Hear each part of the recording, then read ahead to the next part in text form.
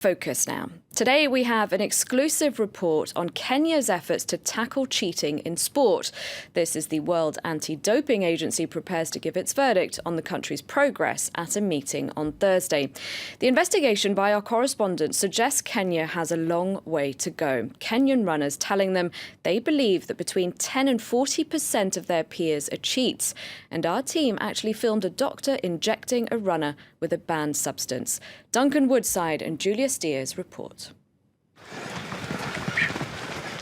A Wednesday morning, regular as clockwork, these runners glide through 20 kilometers at high altitude on the edge of the Rift Valley. But the field this morning is depleted. Many athletes stayed up late, celebrating because Kenya's parliament approved a landmark anti-doping bill. Most of them are celebrating, even as you can see today, most of them they didn't come for training because they were celebrating because they know now they are ready for the Olympics. We're happy because Kenya is now free from this issue of doping. And all of us here, we were really waiting for that decision. The threat of an Olympic ban has cast a shadow over training for many months, according to Mary Katani, a two-time winner of the London Marathon. Of course, it is disturbing because if you are training and somebody is saying somewhere we are taking something and maybe you don't know how it goes about, it's something which is not good to us. Kenya's President Uhuru Kenyatta signed the bill into law on April 20th.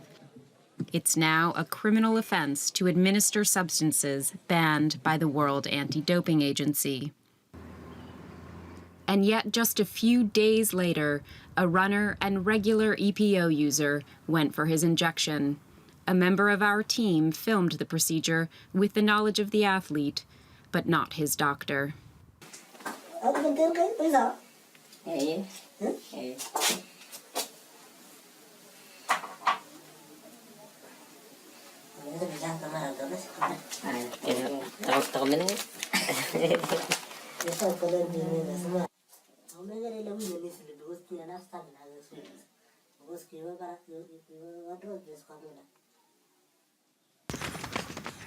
Athletes here tell us that doping is still rife among a sizable minority of Kenya's runners.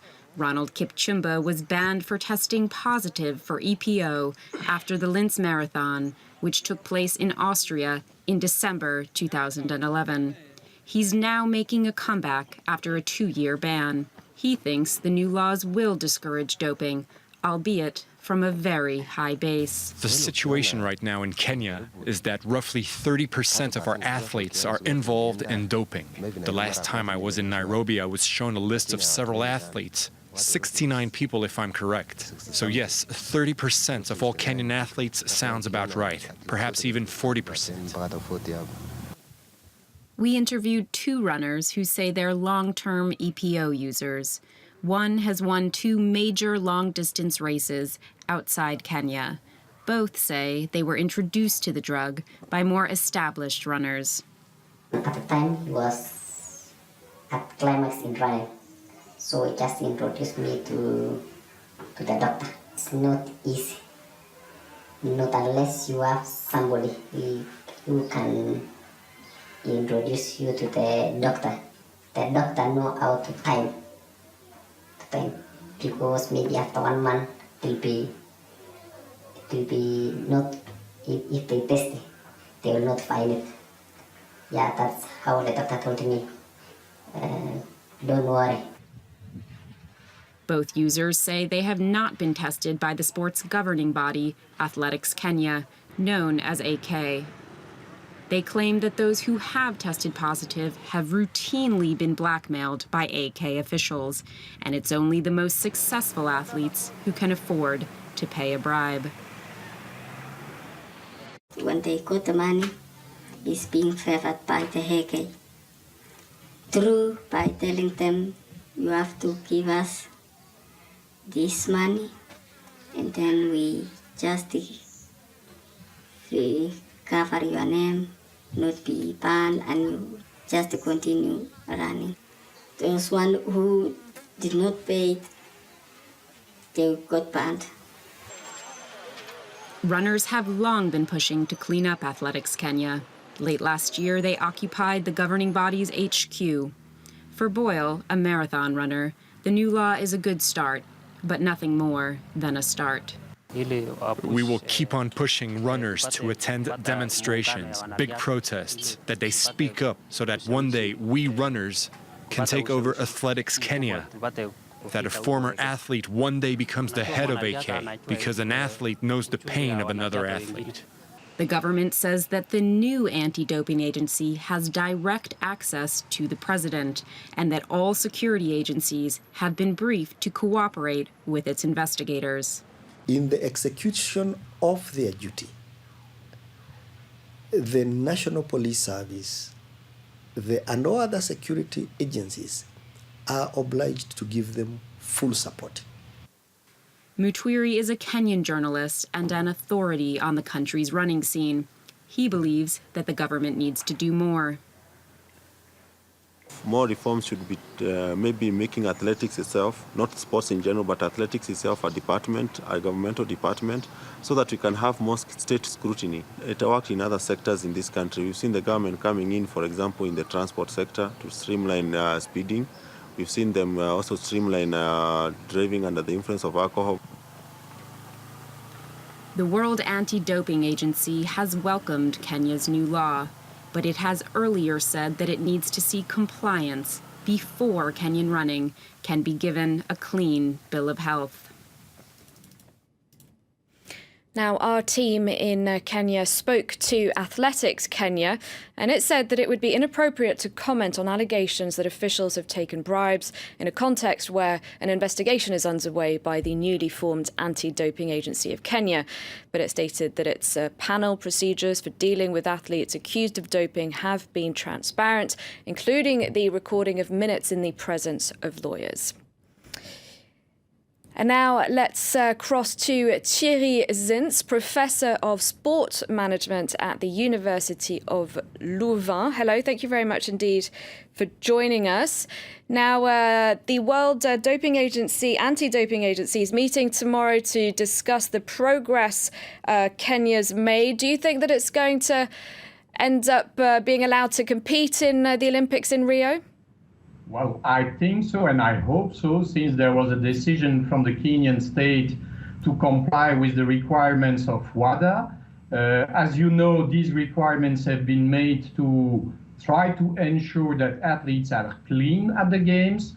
And so I hope for the Kenyan athletes, because the athletes are central, that they will be able to compete in Rio. Do you think that individual athletes are just under a lot of pressure and that perhaps more money in sport in general is part of the problem? Well, certainly that money is part of the problem, but the entourage of the athletes is also part of the problem. And you know, an athlete is following what his coach is indicating him. And so I do believe that quite often the responsibility is more in the entourage than by the athlete. And when you say the entourage, so you mean their trainers and people working closely with them, putting pressure on them? Indeed, and including impresarios, agents, and the close entourage of the athlete, including the scientific entourage. So what needs to be done then to clean up sport in general? Well, sports represents society, and what's happening in society is happening in sport.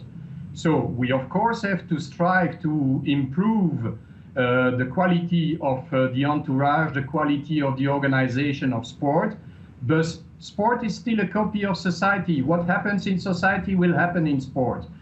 So we are not working with saints in sport. We are working with normal people, and this is the reason why sports federations, WADA, the International Olympic Committee, have to strive to stronger rules and more specifically to the application of the rules around the athletes and the entourage of the athletes. This is the key to me. Also, it has to be said that how can we expect the best behaviour from our athletes when there's corruption at the very top of top sports organisations? Well, this is clear, and you have heard about briberies, you have heard about corruption within FIFA, within other sports organizations. I think we have to strive for good governance, and this is what the International Olympic Committee is doing now. This is what new presidents, for example, in the AAAF with Sebastian Coe, are trying to do. We have to support these people, we have to help them in their will to clean the mess. Now, a lot of sports have been hit by doping scandals, like you mentioned FIFA, there's football, there's cycling, tennis, athletics. Do you think that really corruption exists in cheating exists in every sport around the world? No, I will never say that. I will accept that corruption exists. At the moment, I can see it. At the moment, it is shown that corruption exists. Because if you start considering that everybody is corrupt without any proof, then you are, I think, considering that humanity is corrupt. So I'm just waiting for the proof before to say that someone is corrupt. All right. Well, thank you very much indeed for joining us for today's focus. Thierry Zintz, Professor of Sport Management at the University of Louvain. And thank you for watching. We're going to go to a quick break. I'll be back in a couple of minutes. Don't go away.